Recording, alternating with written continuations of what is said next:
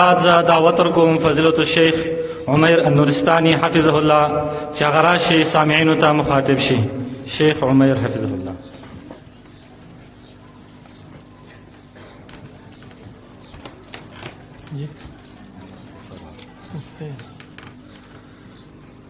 السلام عليكم ورحمة الله وبركاته.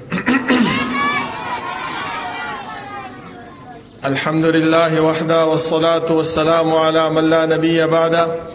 أما بعد فأعوذ بالله من الشيطان الرجيم. بسم الله الرحمن الرحيم. ادع إلى سبيل ربك بالحكمة والموعظة الحسنة وجادلهم بالتي هي أحسن. الله رب العالمين حمد و ثناء او جناب محمد رسول الله صلی الله علیه وسلم باندې درود و سلام نه بعد، زما معزز و محترم نن د خوشاله ورځ دا چې مدرسه دار القرآن والحديث السلفیه نا طلبه کرام د ختم بخاری او د علم د حصول سرټیفیکیټ حاصلې د هغه شهاده حاصلې. زما محترمو دا یو ډېر لوی نیکبختی ده چې الله رب العالمین مونږ ته د علم د حصول د پاره موقع را کړی ده، د علم د حصول د پاره مونږ له وخت را کړی دی او مونږ دې جامعې ته راوستیو. دا زمونږ هم نیکبختی ده او الله رب العالمین زمونږ د پاره د خیر اراده کړی ده، ځکه الله رب العالمین مونږ دې مرکز ته راجمع کړی او مونږ باندې علم زده کوي. زما محترم رسول الله صلی الله علیه وسلم فرمایي چې من یرید الله به خیرا یفقهه فی الدین. کوم انسان ته چې الله رب العالمین د خیر اراده وکي نو هغه علم طلب کوي، علم ور باندې زده کوي، جامعات ته راولي، مدارس ته راولي.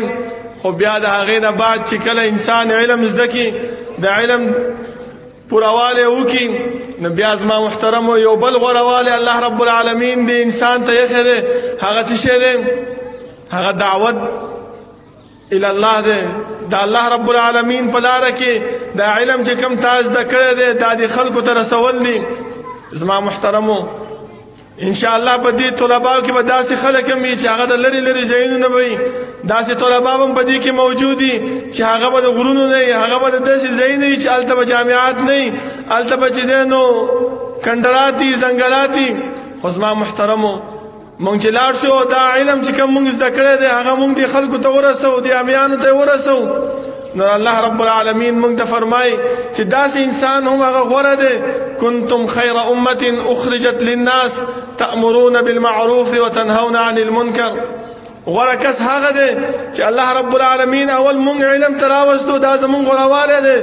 دویم غوروالی زما محترمو هغه دا دی چې کوم علم مونږ زده کړی دی، کم علم باندې چې مونږه تکاله نه کاله ځان ستړی کړی دی، دا به بیا داسې نه کوو چې کور کې کینو بس علم مې زده کو. نظم محترمو دا علم به بیا رالو خلکو ته به رسو، لکه څنګه چې زمانه مخکې علماو دا وفرمایل چې دا د علم باندې دعوت ورکول د دې اسلوب الله رب العالمین ښودلی دی.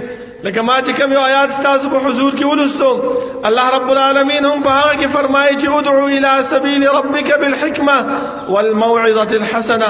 په حکمت باندې او په خو خبرو باندې دا خلک ښه اخلاق باندې خلک راوبلم، ځکه زما محترمو دا ښه اخلاق دا انسان دعوت طرف ته راغب کوي، دا انسان د علم طرف ته د شوق پیدا کوي. ځکه ابل ورځ ما یو پوسټ کتلو په هغه کې دا خبره موجود و، وای چې کوم انسان دا شهاده اخلي، دا سرټیفیکیټ اخلي، دا خود د هغه شی رسید دی کوم چې انسان دې کې فیس ورکړی دی، کومې پیسې چې ورکړی دي، دا شهاده د هغه وی رسید دی. علم او پویا او الله رب العالمین چې کوم وحی را نازل کړی هغه چې د انسان زده کوي، دا هغه د زده کول، دا هغه د اخلاقونه، دا هغه د کردار نه، دا هغه د معاملاتو نه معلومیږي چې د اخلاق څنګه دي، د کردار څنګه دي، د چې دینو راشه ورشه څنګه ده، د خلکو سره خبرو کولو سټایل څنګه ده، د ټولو سره زما محترمو د علم دغه معلومیږي. او کوم انسان کی چې علم وی او علم صحیح حاصل کړی وي نو دې خبرو طرف ته هغه توجه وي، دې خبرو طرف ته هغه میلان وي. زما محترمو نو الله رب العالمین نه دعا ده چې الله رب العالمین چې کوم مونږ علم زده کړی دی د دې علم مونږ ته نافع وګرځي چې مونږ دا خلق راوبلو دې علم طرف ته.